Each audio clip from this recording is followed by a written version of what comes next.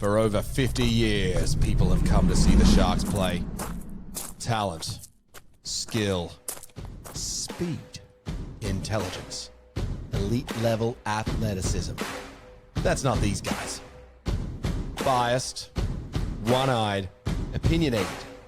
More often wrong than right. They make up for their complete lack of talent with pure dribble, gibberish, and enthusiasm. This is the ET Stand Podcast. Welcome to the ET Stand Podcast, the Cronulla Sharks fan podcast that lets us talking to the football for this opposition fan preview with, well, we're talking Manly Seagulls again because it's just like yesterday. We're playing the Manly Seagulls. So we've got Simon Grace joining us, Manly fan, tragic, and good friend of the show who is the principal of displaywear.com.au, guilty by the jerseys that you can see behind him. We've done giveaways with them in the past. Simon, hello, mate. I know that you haven't been as well as we would like, so I hope you're feeling better now. Yeah, I am. I'm on my way back, similar to the Seagulls, how they'll do it this weekend against those Sharks. Do not expect a repeat of 4 weeks ago. It's a different ball game, my friend, a very different ball game. Because you're a one-team player. Is that why? No, that's not quite true. But Mr. Tommy Trbojevic does kind of add a different level to the team. But no, I wouldn't say a one-team player. But we're just still finding our footing. Great win over Penrith 2 weeks ago. Absolutely stunning win, actually. And then going into the winning against Penrith, Gracie, now is not that good, not that impressive. Actually, they don't seem to beat anyone. They were pretty impressive against the Broncos last week in Magic Round. It was a little bit of Penrith of old, but we'd come off a big defeat to the Storm. So biggest loss I think it's the only loss we've had at 4 points. 4 points this year. For a little while. Bad loss to the Storm. Yeah, Tommy was back, still finding his way. And as a supporter, you always get nervous. Is he going to make it through a full game? I'm sure you do. And sure you do. He limped a little bit at one stage, and we held our breath. But he was very good.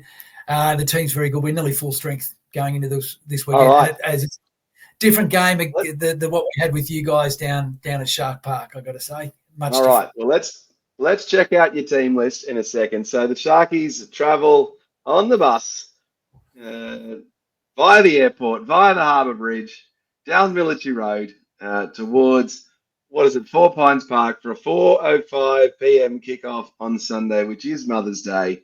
Let's go pull up the team list here. Women in league round as well, I've got to say. Women in league round, Mother's Day. Which is why you're wearing this jersey, no doubt, Gracie, because I know you've got more football jerseys than every single person I know, even me. Yeah, no, I've got a few, and that's why we need a display wear. So I can hang them up and display them, but then take them off, wear them to the game with pride, swap them around when I need to, and then wash them back up on the wall, looking fantastic. So, yeah, women in leagues. So chuck this one on today. All right, sounds good. All right, Simon, take us through the team list for the Manly team versus the Sharks. Give us the 1 to 17 as if you're running through it. Well, I mean, you start to look at this, and it doesn't get much more full strength than what we've got, especially in the back five there. You got Tommy, fullback. Saab is back from that hamstring, so fantastic. Kohler. And then you've got Garrick and then Lehigh Hopewadi. I would say that's the fastest five. If you ran a relay there for five, doing a 5 by 100 metres, these guys they'd be fastest in the comp, no doubt. You got Brooks at 6. You got Daly Cherry Evans in the news again. Roosters are dumping players to buy him. As a Manly supporter, Daly, I think you'll ruin your league reputation if you turn up at any other club. I think we could forgive you to go maybe for a year at the Dolphins because that's where you started your rugby league, but you turn up at any other NRL club and, mate, the 15 years you've done at Manly is kind of, you've just thrown that out the door. So hopefully he'll think about that lobbing up the Roosters who are just dumping players left, right and centre. Then, Jake's back. Jake Simpkins actually having a really good year so far, I've got to say. and then you've got the big boys up the front. So and Jazz Tavunga, he's slotted in pretty well from the Warriors. I've got to say, he's been doing great. And then how's your pronunciation, Simon? Can you say Siu Takiaho? Is that how you? That's how you. Well, exactly what I was about to say. See, Takiato. Thank you very much for trying to pick me up on that. Typical Sharks fan, just a cheap hit somewhere where you can, but that's okay. We got through there.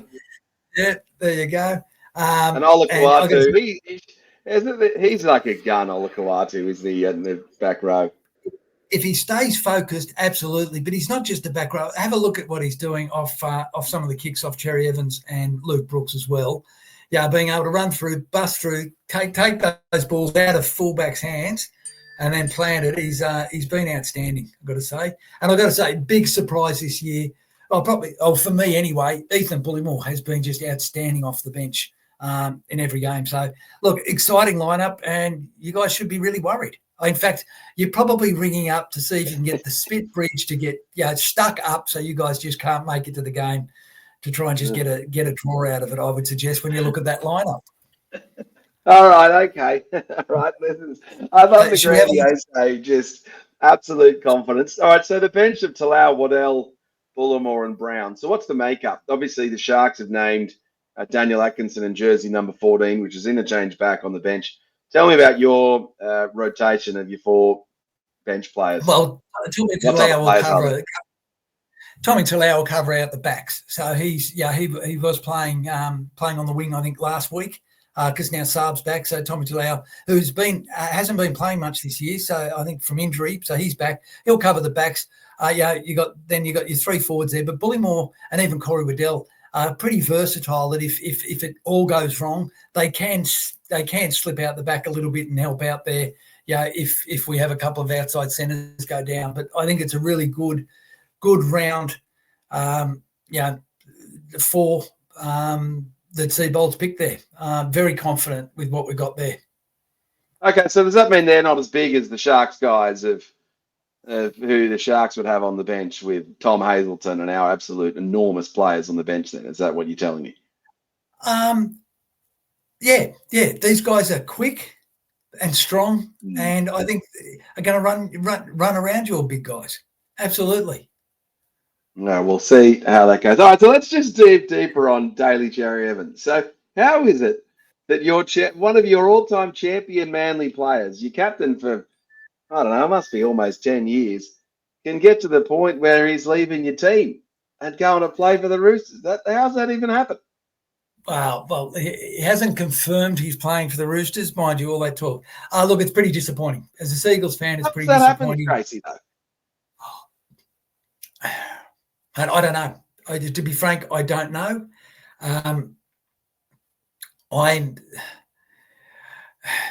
It's disappointing as a Seagulls fan. You look at like what the Trbojevics do and what they're giving back to the team and the support that they've had from the team, and it just seems a little bit disappointing as a Manly supporter that for whatever reason Daly wants to kind of I think impact his the legacy that he would leave with the club by moving on. As I said earlier, you could say, wants to go back and have one year or whatever with the Redcliffe Dolphins. That's where he started his career. You can kind of go, that kind of makes some sense. But to go to another NRL team for money, this is money. So Manly does not offer.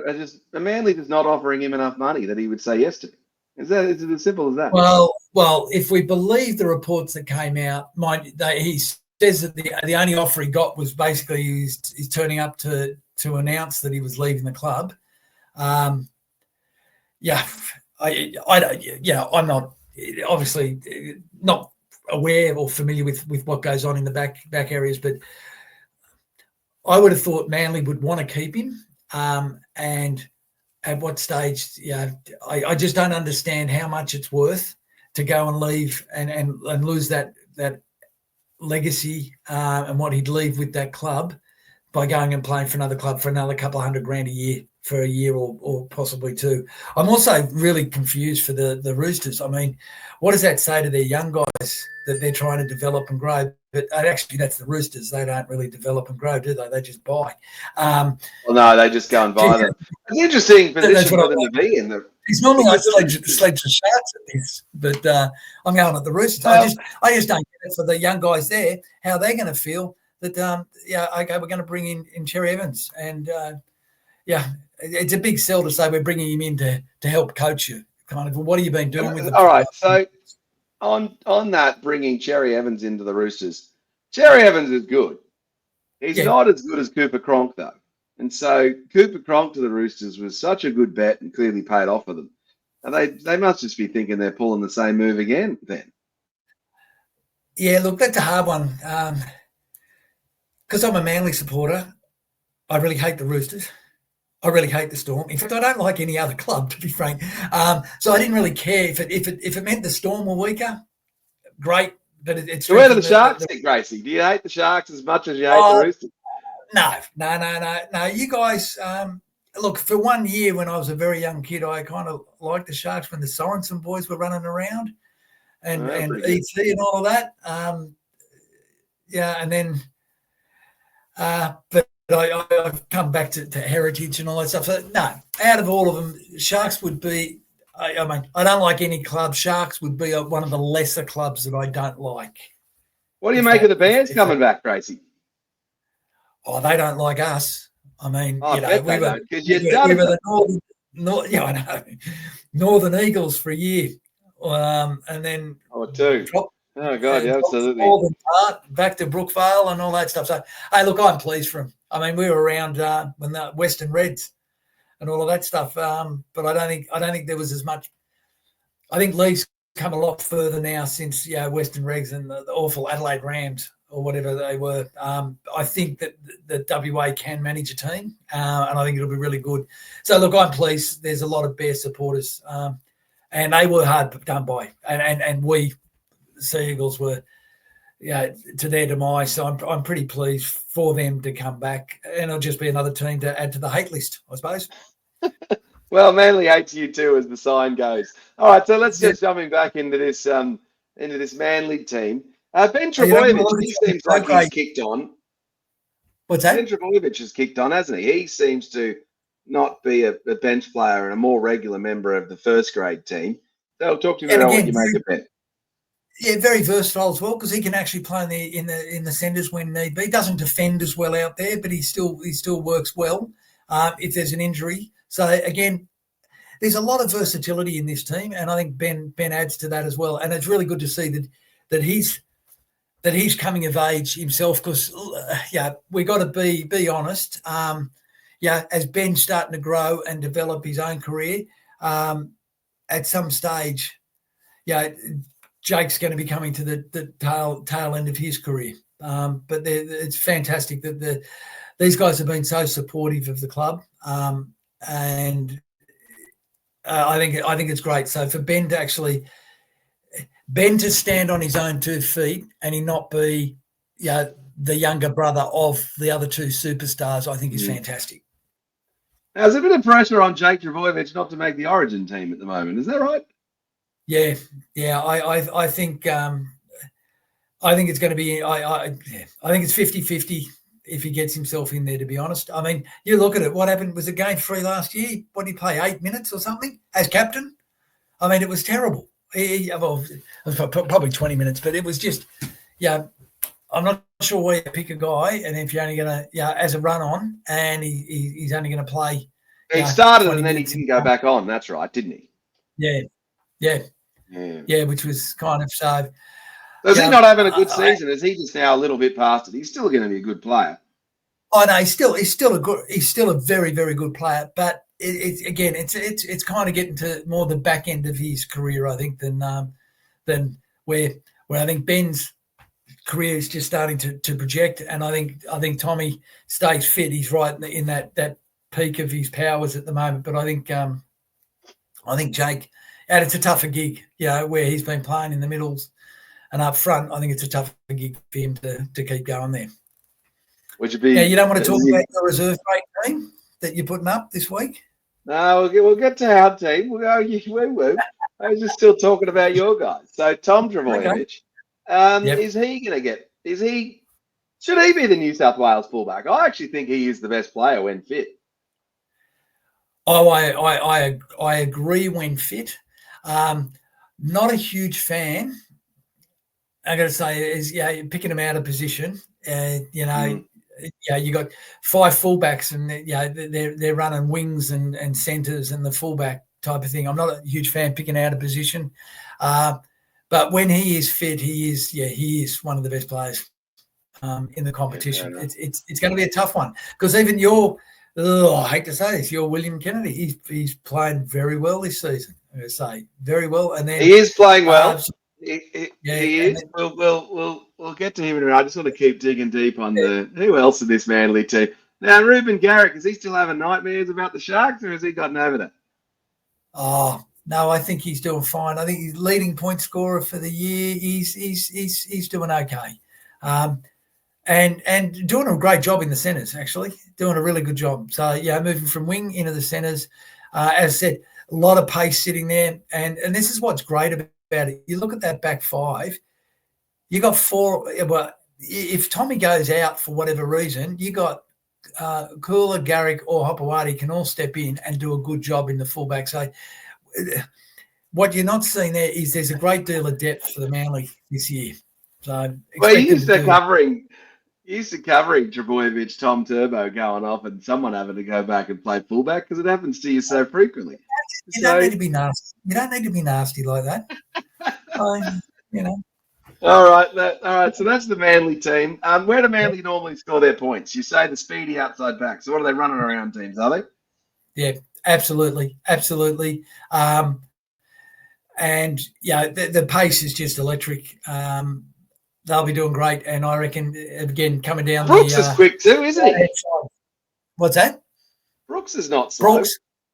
Yeah, no, he and he's settling in. He had a good year last year. I think, the first year in at the Seagulls, I thought he had a really good year, especially coming out of that Tigers. And this year he's settling in and getting more comfortable and taking a bit more ownership. So it's taken some pressure off Cherry Evans. So look, the beauty about Manly, they can go either left or right, but I love being down at Brookie, sitting in the Ken Arthurton stand, running second half, and they're coming down the right-hand side, and you just see Turbo, Saab, just the pace. It's just awesome. So down the right-hand side, we should see, in that right-hand corner, and the way Garrick's kicking at the moment, it doesn't matter how wide out, he's converting most of them into 6 points. All right, fair enough. Down the right-hand side. All right, well, look, I'll just taunt you back and just say, so since you played us and you were defeated, 4 weeks ago in Perth, 24-18, you lost to the Dragons and you beat the team that's basically coming last, the Panthers. So I'm not sure this bravado and confidence is actually that appropriate, but, I like your one-eyed brown nature of your glasses that you wear in there, Simon, but it'll be close. Let's go through the Sharks team that's taken on the Manly Seagulls this Sunday. So I'll read it through. Will Kennedy is at fullback. The also very fast Sam Stone Street is on the wings for the Sharkies, Simon. And Ronaldo Mulatalo, who I'm sure is a much maligned player. You would hate Ronaldo Mulatalo, I reckon. Oh, he reminds me of a very thin world championship wrestler because it's just fake when he goes over and he's injury and all of that stuff looking for penalties. So he's like a WWE fighter, but a really thin one. Fair enough. Well, I love the wrestling, Simon, so that's probably why we like him so much. In the centres, the Sharkies have got Jesse Ramian and KL Iro, Superman himself, with the halves of Braden Trindle and the much maligned Nico Hines, who is a confident human being. There is no reason why Nico Hines would ever be down on confidence. He's an elite level NRL player. He's on a salary of $1 million a year. He's got podcasts and bloody everyone wants to be him. So I don't think he's down on confidence ever in life, that guy. Sure, he may not get picked in the Origin anymore, but who cares? So that's Nico Hines. Who cares? Why would you want to play in that game anyway? You just get injured. Yeah. No, sometimes you prefer your players don't make it because at the end of the season, I still think that being premiers is more important than State of Origin. Well, that's true. Fanua Blake's made a big difference for the Sharkies forward back. You'd have some knowledge on Fanua Blake. He played for you guys, didn't he? He played. He was outstanding, and then went back to Warriors. I think it was. He's doing a great job for you guys. A great job. He is very good. We got the 80-minute man, Blake Brayley, and then Oregon Kavusi is the other front rower. Then the back row, Britt Nickera. Teague Wilton's still injured, so we've got Billy Burns in there and captained by Captain Cam McInnes. And then a bench of interchange back, much controversial, Simon. Daniel Atkinson, the reserve 5'8", plays off the bench for the Sharks and gets very limited minutes. The Sharks fans, including one Dee Alderman, don't love that for the Sharks. What do you make? What's your thoughts on interchange backs on benches? Bit of a waste. He's made good impact when he's come on for you guys. He really has.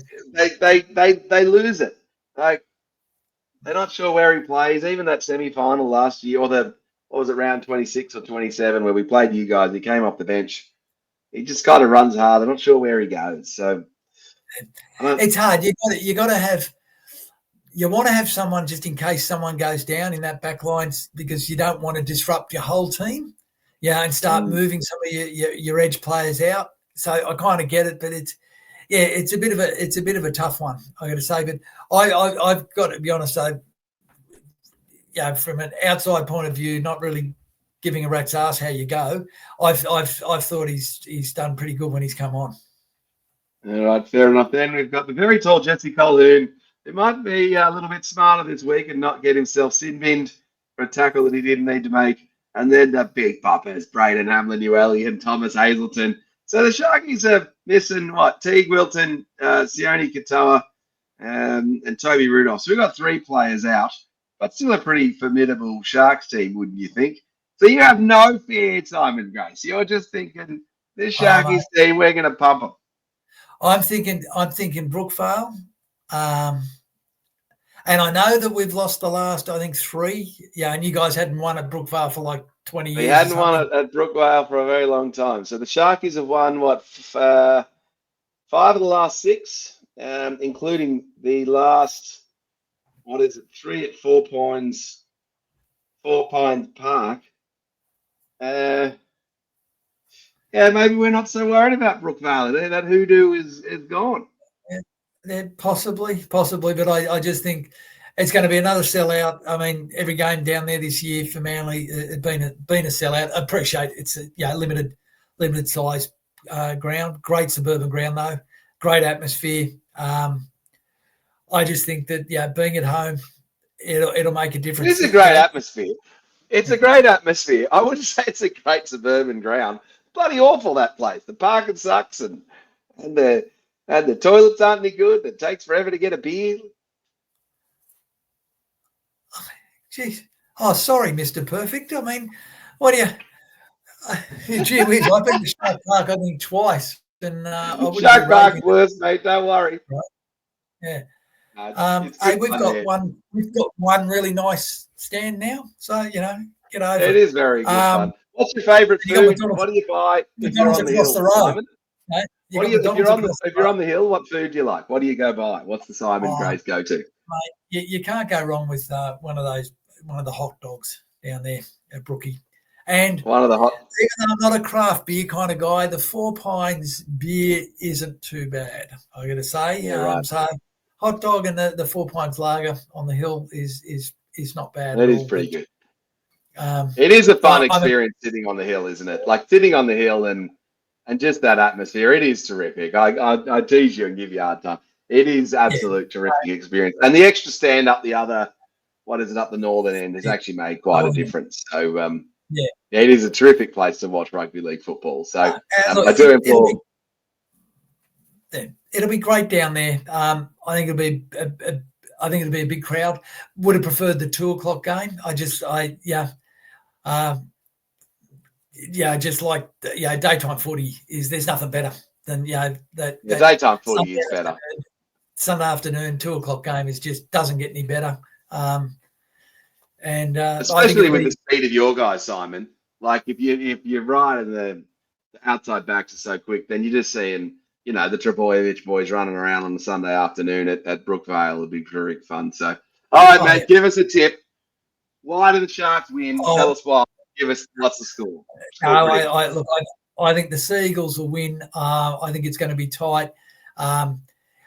I think in the end, probably, I think they'll be up by about 14, I reckon, because I think it'll be really tight. And then Sharks will be throwing it round. Mistake will be made. Manly will pick up on that and just get them further apart. So, yeah, I'm thinking something around 30 to, give it a take, 30 to 16, something like that.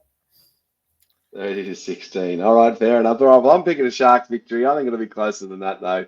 I'm going to say the Sharks by 4.